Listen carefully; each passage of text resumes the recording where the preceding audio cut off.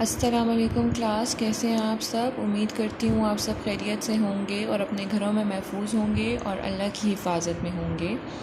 میں آپ کی اردو کی ٹیچر میم ہادیہ ہوں اور آج سے آپ لوگوں کو میں اردو پڑھاؤں گی۔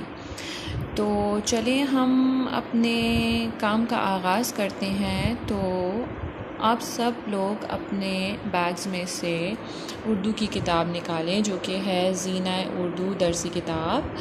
درسی کتاب نکالنے کے بعد آپ نے اس میں صفحہ نمبر 1 کھولنا ہے اور صفحہ نمبر 1 پر آپ نے سب سے پہلے آج کی تاریخ، جماعت کا کام اور دن لکھنا ہے، ٹھیک ہے؟ یہ لکھنے کے بعد اب ہم دیکھتے ہیں کہ ہمارے پاس صفحہ نمبر 1 پر ہے کیا۔ سبق نمبر 1 حمد باری تعالیٰ۔ سبق نمبر 1 حمد باری تعالیٰ۔ اچھا، کیا کوئی مجھے بتا سکتا ہے کہ حمد کسے کہتے ہیں؟ حمد کے معنی کیا ہیں؟ اس کی تعریف کیا ہے؟ اور اردو میں حمد کا مطلب کیا ہے؟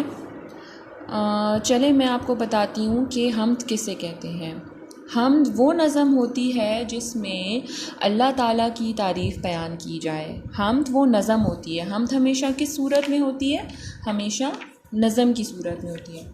تو حمد اس نظم کو کہتے ہیں جس میں اللہ تعالیٰ کی تعریف بیان کی جائے، اس کی تخلیق کردہ، اس کی پیدا کردہ، اس نے جو پیدا کیا، اس نے جو بنایا، آسمان، زمین، چرند پرند، انسان، حیوان، یہ سب جو اس نے پیدا کیا، ان سب کی جس نظم میں تعریف بیان کی جائے اس کو حمد کہتے ہیں۔ کیا کہتے ہیں؟ حمد کہتے ہیں۔